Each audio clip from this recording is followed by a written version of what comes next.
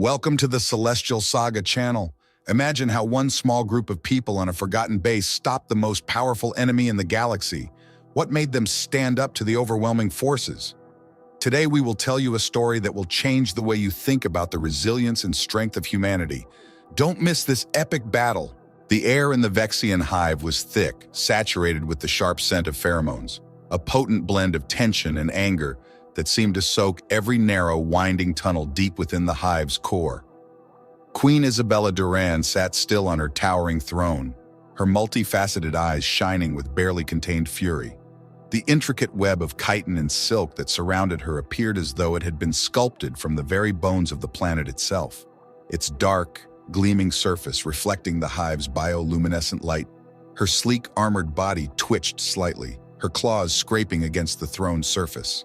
She was waiting, her frustration simmering as she anticipated the connection with the Von Stryker hive to be established.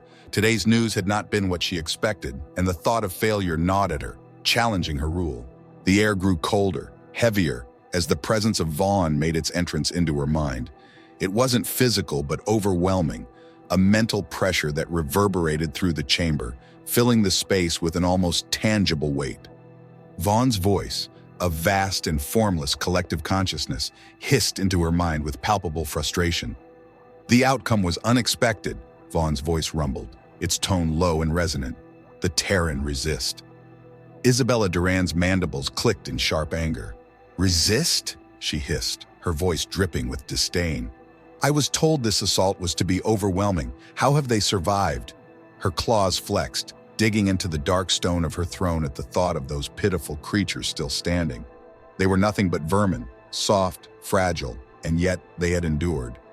They are resilient, Vaughn replied, its tone now colder, tinged with rare frustration. Their will to survive exceeds their limitations.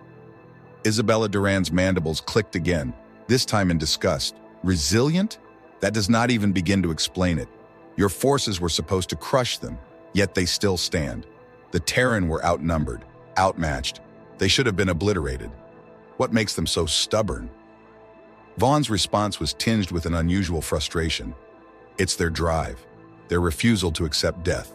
It's unlike anything we've encountered, even when overwhelmed, even when there is no hope. They continue to fight. It defies logic. They are an aberration. Isabella Duran's claws scratched fiercely at the armrest of her throne. An aberration that must be corrected, she said coldly.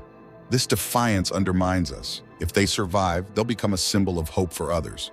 They must be eradicated or we risk losing more than this battle. Her eyes narrowed, burning with the intensity of her anger. Vaughn's forces were vast and powerful, bred for destruction, and the idea that these Terran had not only survived but fought back was a blow to their alliance, one Isabella Duran could not tolerate. Their defiance is unacceptable, Vaughn agreed, its voice vibrating through the chamber. They've proven that even the mightiest of our forces can be repelled. This cannot continue. Isabella Duran's mandibles clicked once more, her mind working through the implications the Terran were proving to be a far greater threat than anticipated, but they were not invincible. She had seen species far stronger fall before her. If they can repel even your forces, it suggests a weakness in our approach, she mused, her eyes gleaming with a cold, calculating fury. We will crush them, but we must strike harder. They must be made an example of. They will be eradicated, Vaughn responded, its voice firm with resolve. We will recalibrate, reassess. The next assault will be absolute. No more survival, no more resistance. They will be destroyed down to the last. Isabella Duran's eyes gleamed with cold determination. See that it is done, she ordered. We will strike with such force that their very existence will become nothing more than a distant memory. Let them bleed. Let them suffer when they fall. The galaxy will understand the futility of opposing us. With that, the connection between them faded, leaving Queen Isabella Duran alone in her chamber, seething with anger. The bioluminescent glow of the hive flickered as if echoing her emotions. Her claws tapped rhythmically against her throne, her mind already envisioning the final destruction of the Terran. Yet, even as she pictured her victory, she couldn't shake the feeling that the Terran would be harder to kill than she had originally thought. Earlier the previous day, on a solitary outpost near the edge of the CST system, Outpost Echo was exactly the type of station that most Terran dreaded. a small, isolated base on a barren moon, far from the comforts of home, orbiting a gas giant in the distant, forgotten corner of the galaxy. The outpost's sole mission was to monitor a wormhole that, until now, had seemed like a relic of the past rather than a strategic asset. The station's crew was minimal, around 150 individuals, a skeleton force compared to most outposts, maintaining equipment that rarely saw use in a place where the silence of space was only interrupted by the hum of machinery. The moon itself was a desolate wasteland. Its surface was scarred with craters and covered in a fine gray dust that seemed to stick to everything. The sky was eternally dark, lit only by the faint glow of the distant gas giant. Even the stars appeared muted here, as if this place were a forgotten backwater of the universe, a place where light and hope came to die. Inside the outpost, the atmosphere was no less grim. The corridors, lit by dim, flickering lights, stretched endlessly into the shadows. The air was cold and dry, carrying the faint taste of French fries, a common scent on Terran outposts. The silence was oppressive, broken only by the occasional creak of the aging structure or the steady hum of the base's systems. It was the kind of silence that could drive even the most seasoned outpost crew to madness. The oppressive silence of the place gnawed at the edges of their sanity.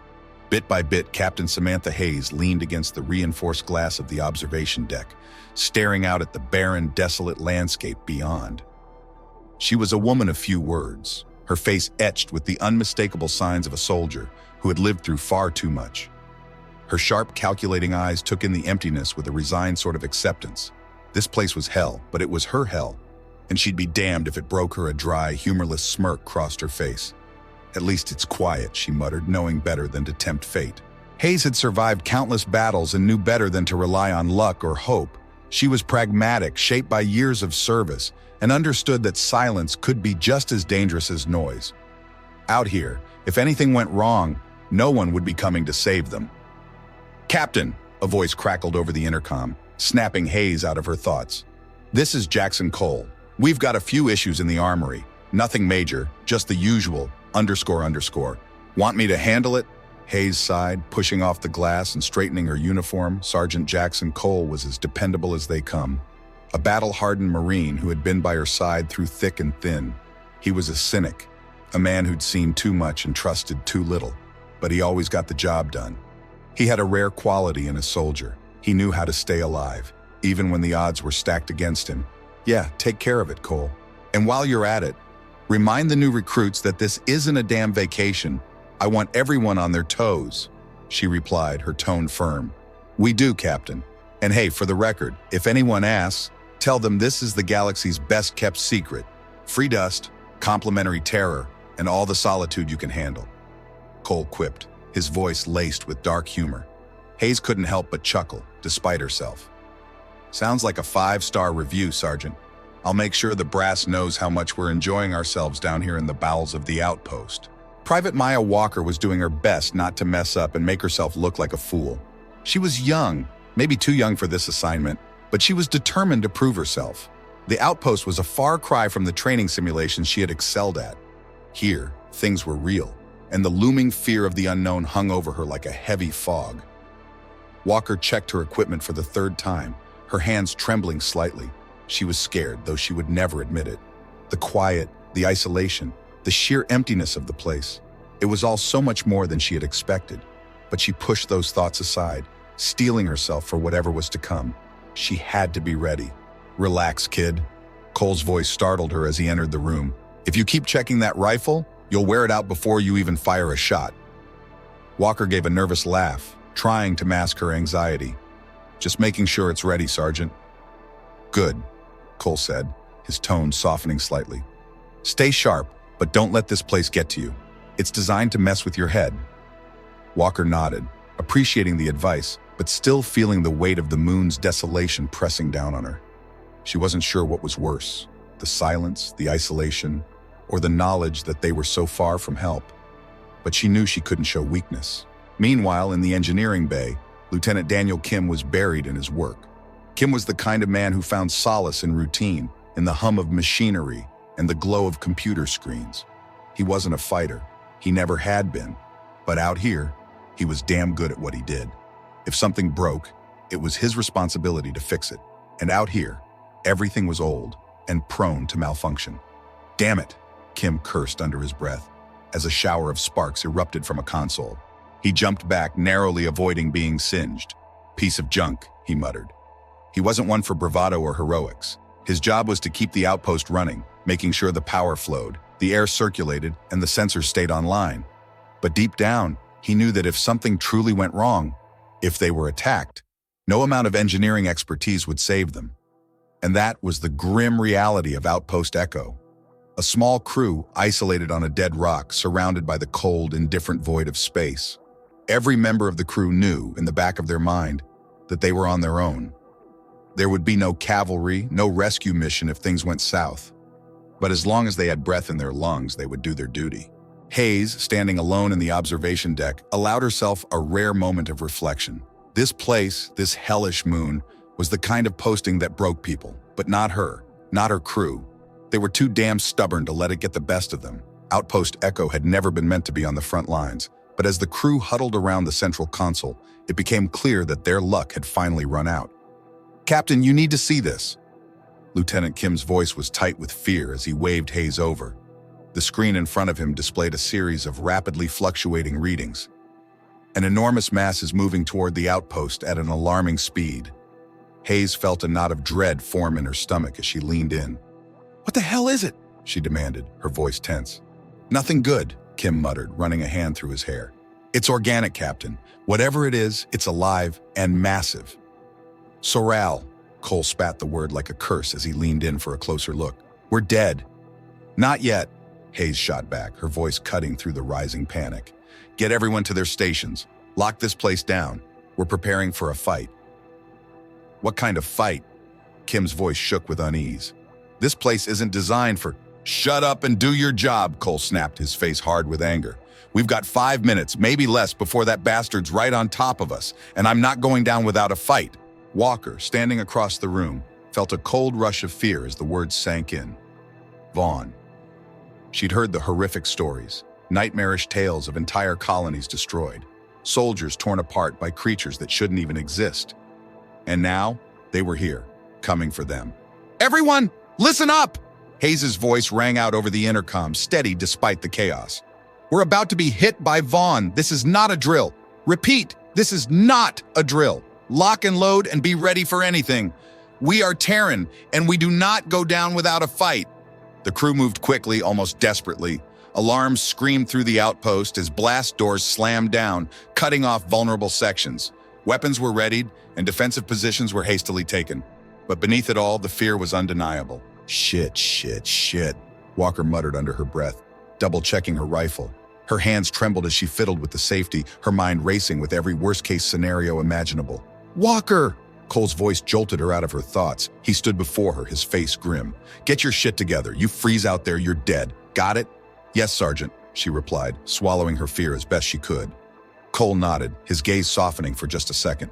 "Stay close to me, kid. We'll get through this." Without warning, the sky outside darkened as Vaughn's bioship descended. It was a horrific sight, something pulled straight from a nightmare. A massive, grotesque creature with leathery skin stretched tight over a bloated, pulsing body. Tendrils writhed from its sides, its eyes glowing an eerie yellow. Its mouth gaped open, lined with jagged teeth, dripping with mucus that sizzled upon contact with the ground. "They're on us!" Kim shouted, panic thick in his voice. "They're fucking on us!" The bioship blotted out the stars, plunging the outpost into an unnatural twilight as it closed in on the landing zone. The first wave of Vaughn drones detached from the main body, slithering and crawling toward the outpost with terrifying speed. These creatures were worse than anything the crew had feared, twisted abominations with multiple limbs, leaking pus and rotting flesh. The air was thick with the stench of decay, clinging to everything like a poisonous fog.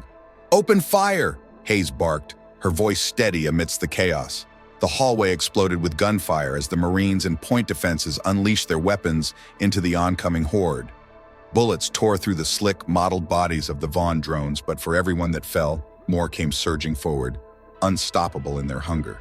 "Fucking die already!" Cole roared, emptying his clip into a drone that had gotten too close. The creature let out a shriek as it was torn apart, its innards bursting in a spray of foul-smelling goo that splattered across the walls and floor. Walker gritted her teeth as she fired, the recoil jarring her to the bone. Her shots found their mark, cutting down drone after drone, but it wasn't enough. They just kept coming, crawling over the bodies of their fallen like mindless, ravenous beasts. "Jesus Christ, they're endless!" Kim shouted, his voice barely audible over the battle's roar. One of the drones lunged at him, its jaws snapping just inches from his face. He stumbled back, tripping over a fallen Marine and landing hard. The creature reared up to strike, but before it could, Walker shot it in the head, splattering the floor with its viscous black blood. "Get up!" she shouted, yanking Kim to his feet. "We're not done yet." The corridor was a gruesome scene. Blood, both red and black, coated the walls in thick, sticky layers. Bodies of both Terran and Vaughn littered the floor, twisted and broken in ways that defied reason. The ground was slick with bile and viscera, making every step a risk, but the crew fought on, their rage outweighing their fear. They had nothing left but their will to survive, and they were determined to make every Vaughn bastard pay for every inch they took. Hayes stood in the command center, watching the monitors. Her jaw was clenched, her knuckles white as she gripped the edge of the console. Her crew was being overrun, their numbers dropping with each passing second. "Damn you all," she muttered, her voice dripping with venom. "You're not taking this place, not while I'm still breathing." The Vaughn drones continued their relentless assault. The outpost shook as the bioship released another wave of drones, the ground quaking beneath their force. "We're getting slaughtered out here," Cole yelled over the comms, his voice raw with fury. "Where the fuck are the reinforcements?" He said it half joking, but Hayes' response was as cold as the void itself. "There were never any reinforcements, Sergeant," she replied, her tone flat. "It's just us." "Then we make them bleed," Cole snarled, his resolve hardening. And so they fought, a handful of Terran against an endless, unforgiving tide of nightmares. Vaughn pushed forward, their claws tearing through flesh, their poison bursting into toxic clouds, but the Terran pushed back, fighting with everything they had left. They fought with everything they had, but it was a massacre, a slaughter of the worst kind. A desperate final stand against an enemy hell-bent on erasing them from existence. For all the horror, for all the bloodshed, pain, and death, there was one thing Vaughn couldn't anticipate: the sheer unyielding stubbornness of humans. They could rip the Terran apart, drown them in gore, but they couldn't break their will. Not here, not now, not ever. Hayes watched as her crew gave everything, each soldier falling one by one in a storm of gunfire and fury. She knew they wouldn't make it out of this, but if they were going down, they were taking as many of those monsters with them as possible. In the end, that was all that mattered. Everywhere there was blood and bile, evidence of the brutal assault that had torn the outpost apart. A suffocating stench of death filled the air, mixing with the acrid smoke of failing equipment and the sickly sweet odor of Vaughn's rotting flesh. Emergency lights flickered weakly, casting long, warped shadows across the chaos as the remaining crew members regrouped, their nerves shattered, but their determination unbroken. Captain Samantha Hayes stood in the heart of the command room, her uniform soaked in blood and guts. Her eyes scanned the monitors, taking in the grim reality. The outpost was barely hanging on. Some sections were completely overrun, Vaughn's grotesque form spreading through the base like a cancer. The defenses that hadn't been destroyed were buckling under the relentless pressure. "We're not going to make it, Captain." Sergeant Jackson Cole's voice was raw as he stumbled into the room, wiping blood from his face with the back of his hand. His armor was battered, his weapon smeared with gore. "Not if we keep this up." Hayes turned to face him, her expression unreadable, the resolve in her eyes unshaken. "We're not dead yet, Sergeant. We still have a job to do." "And what fucking job is that?" Cole's voice was full of frustration, his usual sarcasm giving way to raw anger. "We're outnumbered, outgunned, and stuck in this hellhole. They're going to tear us apart. Then we make them bleed for every inch they take," Hayes replied, her voice unyielding as steel. "They want this outpost? They'll have to rip it from our cold, dead hands." Cole let out a bitter laugh. "So that's the plan? Go down fighting and hope the bastards choke on our bones?" Hayes stepped closer, her gaze intense enough to stop him mid-laugh. "That's the plan, Sergeant. Now get your ass back out there and do your job." Cole stood there for a moment, then shook his head, a grim smile tugging at his lips. "You're one stubborn bitch, Captain. Fine. We'll see how many of these bastards we can take with us." Meanwhile, in the engineering bay, Lieutenant Daniel Kim fought a different battle, one against the very outpost he was trying to save. The systems were failing, power fluctuating wildly as he desperately tried to reroute energy to the shields and critical systems. Sweat streamed down his face, his hands shaking with a combination of fear and exhaustion. Come on, come on, Kim muttered under his breath, cursing as he forced a stubborn console to respond. Sparks flew from an exposed panel as he jammed a tool in, trying to bypass a blown circuit. Don't you fucking die on me now! The console beeped weakly, and the lights flickered back to life, dim, as though the outpost itself were struggling to stay alive. Backup systems are online, Kim reported over the comms, his voice shaky. But they won't hold for long, Captain. We're running on fumes here. Keep them running as long as you can, Lieutenant. Hayes' voice came back, firm. Every second counts. Kim sighed, wiping his brow with a trembling hand. Yeah, sure. No pressure. As the battle continued, Private Maya Walker found herself in the heart of the chaos, her heart pounding in her chest as she fought to fend off the Vaughn drones. The creatures were everywhere, slithering, crawling through narrow corridors, crashing through walls, and dropping from the ceiling. Every turn revealed another nightmare. A Marine torn apart by a drone's claws, a body crushed beneath the weight of a monstrous beast, or a hallway flooded with toxic bile. But Walker didn't stop. She couldn't. Her rifle was an extension of her will, firing again and again, each shot finding its mark in the nightmare before her. The recoil jarred her arms, but she barely felt it. The adrenaline took over, numbing the pain. Walker, behind you! Cole's voice cut through the din, and Walker spun just in time to see a drone lunge at her, its mouth open wide, dripping with foul-smelling saliva. Instinct kicked in as she fired, the bullet ripping through its skull and causing it to explode in a shower of black ichor. The stench was overpowering, and Walker gagged, her vision swimming as the bile splattered across her armor. Keep it together, kid, Cole barked, gunning down another drone. They won't stop, so neither can we. Walker nodded, her throat too dry to speak, and kept firing. She could feel the exhaustion creeping into her limbs, her arms growing heavy, her breath ragged. But there was no time to rest, no time to think, only fight. In the command room, Hayes observed the battle unfold with growing dread. The Vaughn were unrelenting, their numbers seemingly infinite. Each time her crew managed to push them back, more crawled over the bodies of their fallen, driven by an unholy will. They're breaching! Section C, Kim's voice came over the comms, strained and panicked. We've lost the containment fields. They're flooding in. Damn it, Hayes cursed, slamming her fist into the console. Seal that section off. We can't let them spread any further. But if we lock it down, the crew inside will be trapped with them, Kim protested. Do it! Hayes barked, her tone unwavering. Or we're all dead. Without another word, Kim sealed off the section.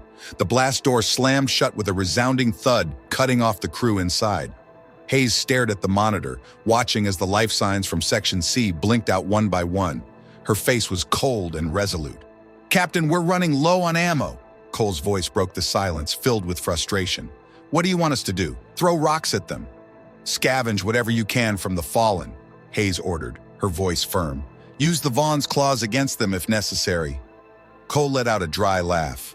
You heard the captain, folks. Start digging through the bodies. We've run out of options. Walker, now down to her last magazine, quickly swapped her empty rifle for one abandoned by a fallen Marine. Her hands trembled as she reloaded, but she forced herself to stay focused. This wasn't how she envisioned her first real battle, but nothing about this nightmare had been what she expected. The Vaughn kept coming, wave after wave, their grotesque bodies stacking up in the corridors. But they kept pressing forward, relentless in their assault. The Terran were pushed back, step by step, retreating deeper into the outpost, their numbers dwindling, but they fought on. Cole, his armor cracked and stained with blood, swung a jagged piece of rebar like a makeshift club, smashing the skulls of any Vaughn that got too close. Come on, you bastards, he yelled, his voice hoarse from shouting. I've got plenty more where that came from. Walker fought beside him, her breath coming in short, ragged gasps, her vision swimming with exhaustion. Her mind was a fog of fear and adrenaline, but she didn't stop. She couldn't. Every time a drone lunged at her, she fired, ignoring the blood splattering across her face or the screams of the dying all around her. She was deep in it now, and there was no escape, only the fight. Walker, on your left, Cole shouted, but Walker was already moving, spinning to fire at the drone creeping up behind her. The creature's head exploded in a splatter of ichor, and she barely had time to wipe the gore from her visor before another drone pounced. She kicked it in the chest, sending it sprawling, then emptied the rest of her clip into its twitching body. The drone convulsed, its last breath a sickening gurgle. "Not bad, kid," Cole muttered, panting heavily as he leaned against the wall. "Not bad at all." "Sergeant, I don't think I can—" Walker began, but Cole cut her off. "You can," he growled, moving closer. "You will." He paused, slamming the rebar into a Vaughn drone. "We're not done yet." He swung the makeshift weapon down, delivering a finishing blow. The battle was a blur of blood, violence, and desperation, a fight for survival against an enemy that knew no mercy. The corridors of Outpost Echo had become a killing ground, the walls slick with blood and bile, the floor strewn with broken bodies, both Marines and Vaughn alike. Finally, after what felt like an eternity, the Vaughn began to falter. Their numbers were thinning, their assault slowing. The Terran, bloodied and exhausted, stood firm, refusing to give an inch. "We've got them," Cole shouted, his voice raw with triumph. "They're breaking." But Hayes knew better than to celebrate too soon. "Stay focused," she warned. "They're not done yet," and they weren't. With a final, desperate push, the Vaughn threw everything they had left at the outpost. The bioship hovered above like a twisted specter, unleashing one last wave of drones. The creatures descended like a torrent, crashing into the outpost with the force of a wrecking ball, desperate suicide bombers aiming to level the structure. The impact was catastrophic. The outpost trembled, the walls shaking violently, and the floor cracked beneath the weight of the assault. Walker was thrown off her feet, her head slamming into the wall as she hit the ground.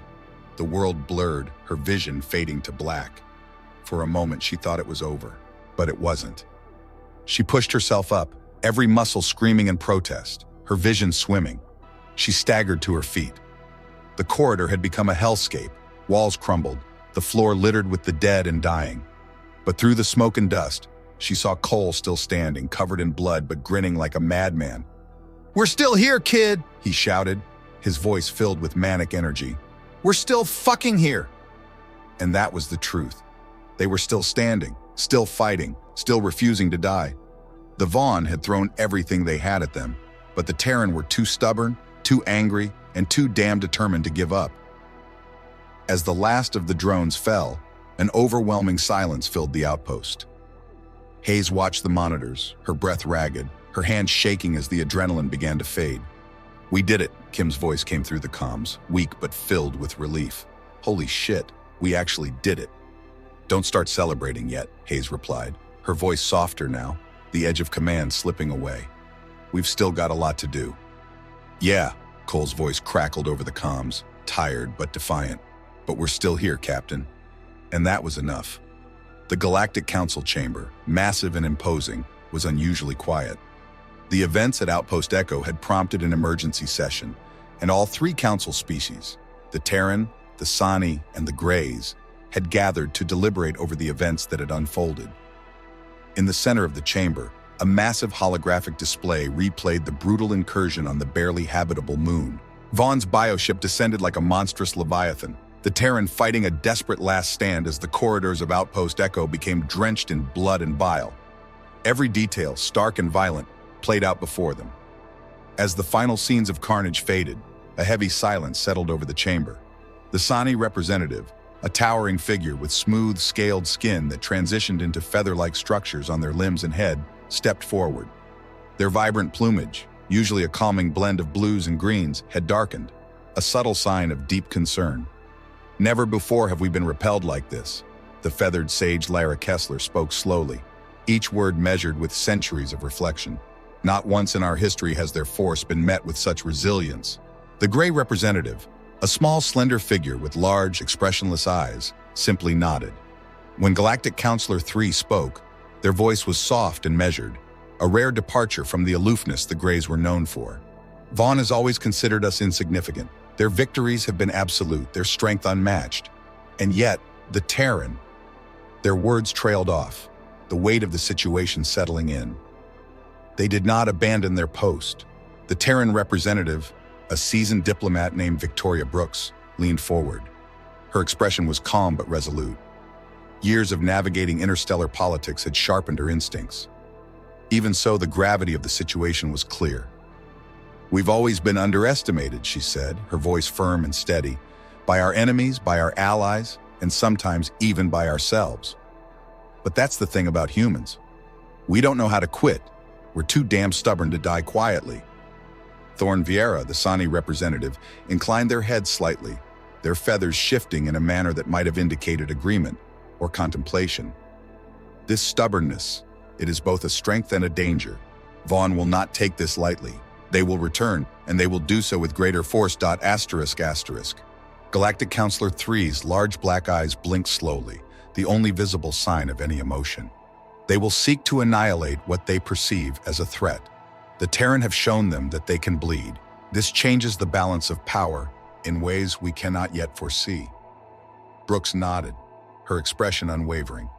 "We know what's coming. The Vexans and Vaughn have always wanted to break us, to prove that the Galactic Council is weak, but we've shown them that we won't go down without a fight." A pause followed, the weight of her words settling in. The Sani, ancient and deliberate, were often seen as the Council's wisdom. The Greys, with their cold logic, represented its intellect. But the Terran humans were its fire, the unyielding will to survive against all odds. Thorn Vieira spoke again, their voice thoughtful and deep. "The question now is not whether we can survive the next assault, but whether we can afford to simply survive. As I said, Vaughn and the Vexans will come in greater numbers, with greater ferocity. We must be prepared to take the fight to them." Galactic Counselor 3's gaze shifted to Brooks. "This battle has shown that the Terran are capable of withstanding the worst that Vaughn can throw at them. But can you lead the counterstrike? Can humanity bear the weight of what comes next?" Brooks' eyes hardened, her resolve crystal clear. "We don't have a choice. If we're going to survive, if the Galactic Council is going to survive, we have to show them that we are not just stubborn. We are relentless. We'll take the fight to Vaughn and the Vexans, and we'll make them regret ever thinking they could break us." With that, the meeting was adjourned and the representatives dispersed, each returning to their respective worlds to prepare for the coming storm. The Galactic Council had been tested, and it had not broken. Now, it was time to fight back.